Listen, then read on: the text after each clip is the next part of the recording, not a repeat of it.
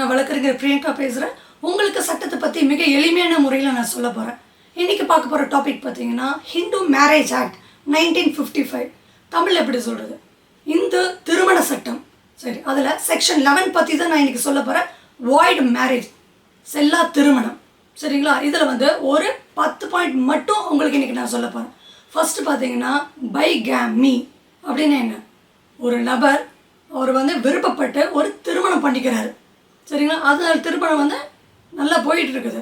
ஆனால் இருக்கும்போது அவர் என்ன பண்ணுறாரு, சப்சிக்வெண்ட்டாக இன்னொரு திருமணம் அவர் பண்ணிக்கிறாரு. ஆனால் கோர்ட்லேருந்து எந்த ஒரு டைவர்ஸும் பெறவில்லை. சரிங்களா, அதுதான் நீங்கள் முக்கியமாக நோட் பண்ணணும். டைவர்ஸ் வாங்காமல் இன்னொரு திருமணம் பண்ணிக்கிறார் அப்படின் போது செகண்ட் மேரேஜ். அப்போது அந்த செகண்ட் மேரேஜ் வந்து செல்லா திருமணம், வாய்ட் மேரேஜ். இப்போது செகண்ட் பாயிண்ட் உங்களுக்கு சொல்கிறேன். சபீந்தாஸ் ரிலேஷன்ஷிப் அப்படின்னா என்ன, அது வந்து ஒரு சின்ன ஃபார்முலா நான் உங்களுக்கு சொல்கிறேன், ஈஸியாக பார்த்துக்கோங்க. இது வந்து அம்மாவோட ஜென்ரேஷன், இது அப்பாவோட ஜென்ரேஷன். சரிங்களா, அம்மா ஜென்ரேஷனில் 3 எடுத்துக்கோங்க, அப்பாவோட ஜென்ரேஷனில் 5 எடுத்துக்கோங்க. சரிங்களா, இப்போது நான் எங்கள் அம்மாவோட அம்மா, இது அப்பாவோடதுங்க. என்னுடைய கணவருடைய அப்பா, அப்பாவோட அப்பா, அப்பாவோட அப்பா.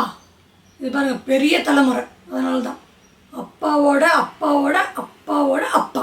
சரிங்களா, இப்போ இங்கே 5 ஜென்ரேஷன் ஆகிடுச்சு. அப்பா சைடில், இங்கே அம்மா சைடில் 3 ஜென்ரேஷன்.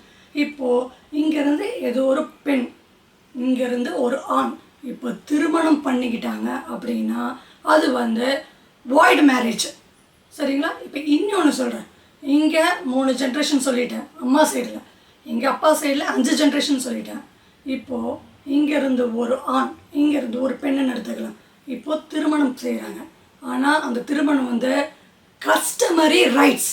சரிங்களா, அப்படின்னா என்னென்னா பரம்பரையாக இப்படி தான் நாங்கள் பொண்ணு கொடுத்து நாங்கள் எடுக்கிறோம் அப்படின்னு நீங்கள் நிரூபிக்கும் பட்சத்தில் அது வந்து வேலிடு உங்களுக்கு. சரி, இப்போது அடுத்தது சொல்கிறேன். ப்ரோஹிபிட்டட் ரிலேஷன்ஷிப் அப்படின்னா என்ன, full blood, half blood, uterine blood. Full பிளட்னா என்ன, ஒரு அம்மா ஒரு அப்பா, அவருக்கு பிறந்த குழந்தைகள். சரிங்களா, ஆண் இருக்கும் பெண் இருக்கும், அவங்க வந்து அப்படியே வளர்கிறாங்க, மேஜர் ஆகிட்டாங்க, இப்போ வந்து திருமணம் செய்கிறாங்க அப்படின்போது அதுதான் வந்து ப்ரோஹிபிட்டட் ரிலேஷன்ஷிப். இப்போ வந்து ஹாஃப் பிளட்டுக்கு நான் சொல்கிறேன். நான் ஒரு நபர், அந்த நபர் வந்து ஆண். சரிங்களா, அவர் வந்து ரொம்ப விருப்பப்படி ஒருத்தவங்களை வந்து கல்யாணம் பண்ணிக்கிறாங்க.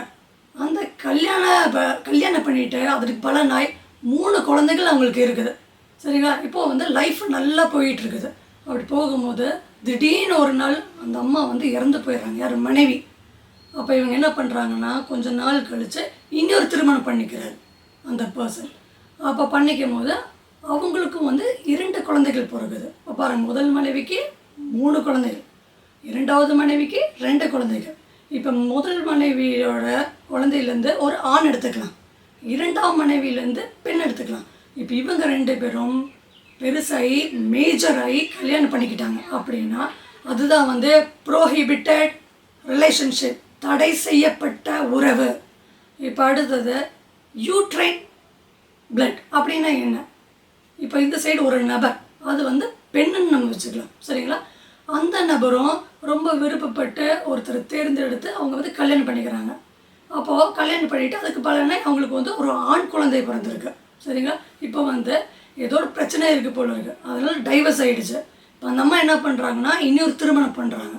அப்போது திருமணம் பண்ண பிறகு அந்த அம்மாவுக்கு வந்து ஒரு பெண் குழந்தை பிறந்திருக்கு பாருங்கள். அப்போது ஒரே கருவறையில் வந்து பிறந்த குழந்தை தான் அந்த ஆணும் இந்த பெண்ணும். இவங்களும் பெருசாகிட்டு விருப்பப்பட்டு திருமணம் செய்து கொண்டால் அது வந்து ப்ரோஹிபிட்டட் ரிலேஷன்ஷிப்.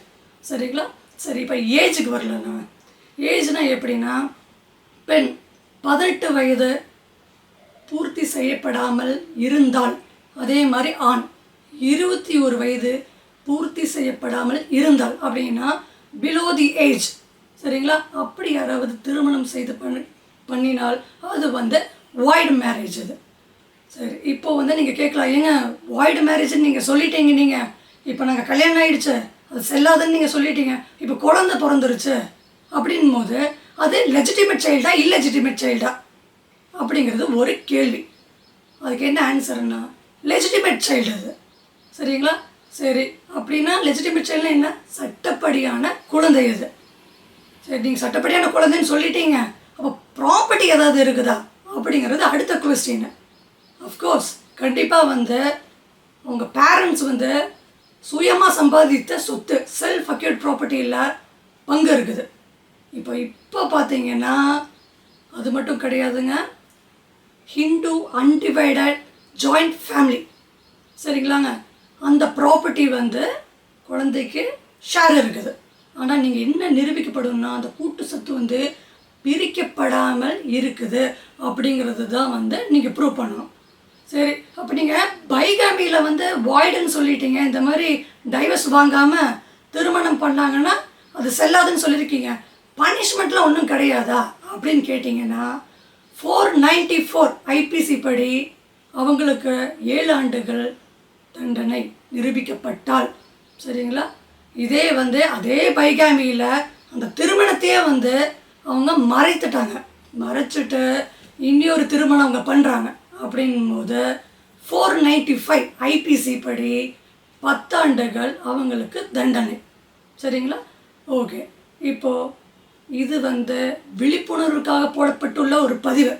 இந்த பதிவை மற்றவர்களுக்கு நீங்கள் ஷேர் பண்ணணும்னு நினச்சிங்கன்னா ஷேர் பண்ணுங்கள் நீங்கள். நன்றி.